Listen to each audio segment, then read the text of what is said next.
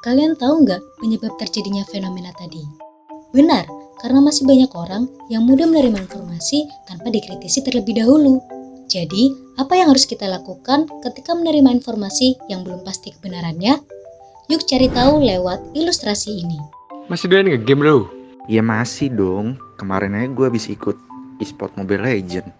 Halah, sok-sokan disebut e-sport padahal cuma duduk sambil nge-game. Itu kan bukan olahraga.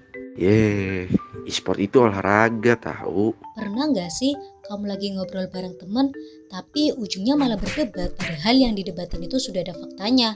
Contohnya soal e-sport tadi. Kamu bertanya-tanya, bener nggak sih e-sport itu olahraga? Terus kamu nebak nih, kayaknya e-sport itu bukan olahraga deh. Nah, untuk tahu tebakan kamu benar atau enggak, kamu harus mencari informasi dan data yang relevan. Banyak yang menganggap e-sport bukan olahraga karena aktivitas ini hanya mengutamakan koordinasi otot kecil. Tidak seperti sepak bola yang membutuhkan koordinasi otot besar. Tapi bagaimana dengan olahraga memanah yang juga mengutamakan hal yang sama? E-sport sama dengan olahraga lainnya yang membutuhkan latihan gerak otot. Seorang pemain NBA bisa menghabiskan waktu 9-12 jam per hari untuk latihan. Pemain e-sport di Opti Gaming memiliki jadwal latihan yang bisa memakan waktu hingga 12 jam per harinya. Menurut hasil studi Jerman pada tahun 2016, atlet e-sport menghasilkan hormon stres setara dengan pembalap dan detak jantung setinggi 160-180 per menit setara dengan berlari maraton. Berdasarkan penelitian tadi, dapat disimpulkan bahwa e-sport memang salah satu cabang olahraga. Tapi, apa pernyataan ini memang sudah diakui? Terbukti pada tahun 2018, e-sport menjadi salah satu cabang olahraga di Asian Games. Bahkan, Komite Olimpiade Internasional pun sudah mengakui bahwa e-sport merupakan olahraga. Jadi kesimpulannya, e-sport adalah olahraga karena atlet e-sport harus menyiapkan daya tahan fisik, keseimbangan berpikir dan konsentrasi, yang dimana hal itulah yang kita lihat dari sisi sport. Nah, jika setiap mendapat informasi kita mengikuti tahapan berpikir tadi, artinya kita sudah menerapkan cara berpikir kritis dalam kehidupan sehari-hari. Untuk tahu lebih banyak informasi tentang berpikir kritis, kamu bisa kunjungi link-link ini dan coba bandingkan informasi yang ada di masing-masing link.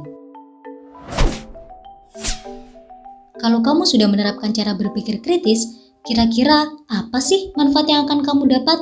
Pertama, bidang pribadi. Dengan berpikir kritis, kamu bisa mengevaluasi tiap keputusan dan tindakan yang telah dilakukan, agar ke depannya kamu tidak salah memilih dan bisa mengembangkan diri. Kedua, bidang belajar. Berpikir kritis menuntut kita untuk memberdayakan pikiran dengan menghubungkan hipotesis dengan fakta data aktual.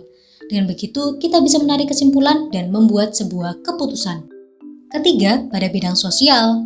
Dengan berpikir kritis, kita dapat mengembangkan persepsi terhadap fenomena di sekitar dan mampu mengekspresikan pendapat serta perasaan ke orang lain. Terakhir, bidang karir. Dengan berpikir kritis, kita dapat menilai informasi mengenai pilihan karir sehingga kita dapat membuat keputusan terkait pilihan karir yang akan dijalani. Nah, dari manfaat tadi, kita bisa tahu bahwa memiliki keterampilan berpikir kritis ini memang sangatlah penting. Sekarang, yuk latihan menerapkan berpikir kritis dengan menemukan solusi dari kasus yang berkaitan dengan 4 bidang tadi.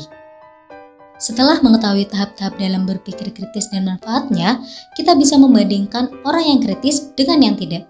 Apa perbedaannya? Orang yang kritis akan mengumpulkan data untuk membuktikan kebenaran dari informasi yang ia terima, sehingga ia dapat menarik kesimpulan dan membuat sebuah solusi permasalahan berdasarkan data yang telah terseleksi. Sedangkan orang yang tidak kritis akan mudah membenarkan informasi hanya berdasarkan pendapat dan keyakinan pribadinya.